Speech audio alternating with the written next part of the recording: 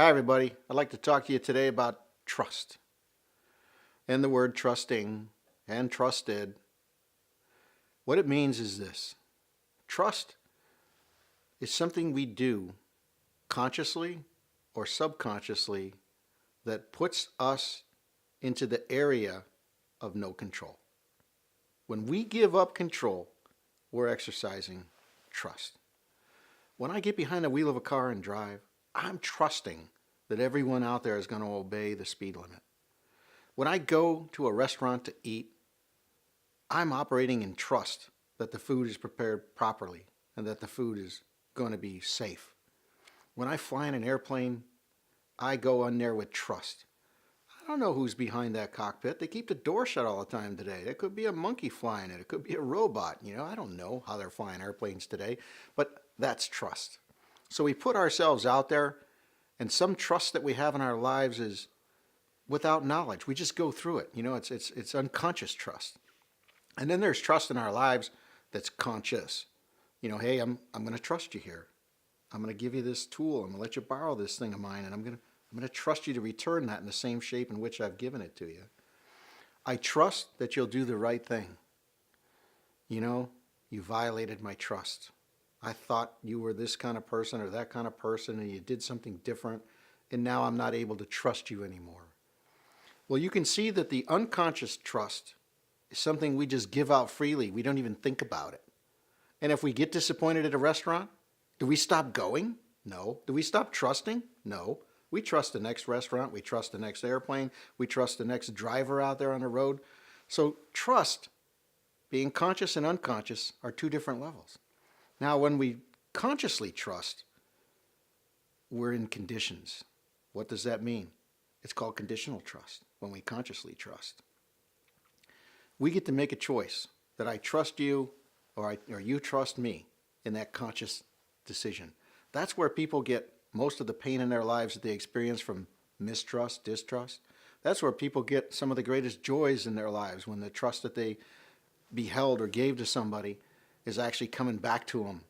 That's a beautiful place to be in your life, when you can receive that same blessing of trust that you were giving out to somebody.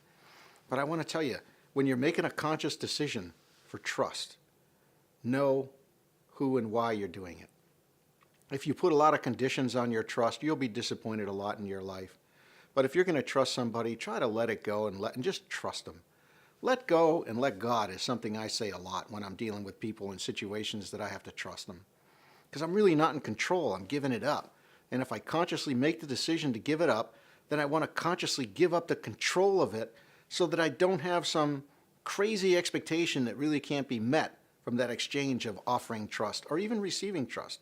When people trust me, I often put an expectation on it. Listen, I appreciate you trusting me, but here's where I'm coming from. I just want to make sure that there's clarity, because there's a lot of harm and damage that's done in friendships and relationships where trust is involved. People lose their jobs over trust. People lose relationships. They lose family members over trust. They could lose life and limb as it relates to trust. So when you're thinking about trust and all the things in your life that are trusting, trusted, or that you've entrusted to somebody else, figure out, is it conscious or unconscious? I've developed a way of giving unconscious trust consciously. I choose to give it unconditionally. So if I say to you, hey, you have my trust, that's that. I'm not going to question it again after that. I don't care if you make a mistake. I don't care if you foul up. I don't care if there's a challenge with us in our trusting. I've given it to you. It was mine to give. It was a conscious choice, and I've given it to you. And I'm not going to hold anything against you in that trusting relationship. I'm going to work with you. And that may sound absurd to some of you, that I wouldn't respond to distrust with distrust, but I don't. I respond again with trust, because I'm careful who I give my trust to when it's a conscious decision. But when I give it wholly. And I don't look in the back window. I don't look in the back door or the rear view mirror finding out what's in it for me when I gave up trust. Maybe this will help you. Maybe it'll heal a wound or two you might have in your life. Maybe you'll be able to go somebody that has trusted you, and you kind of let them down, and talk to them a little bit about it, and maybe heal that situation or heal that wound.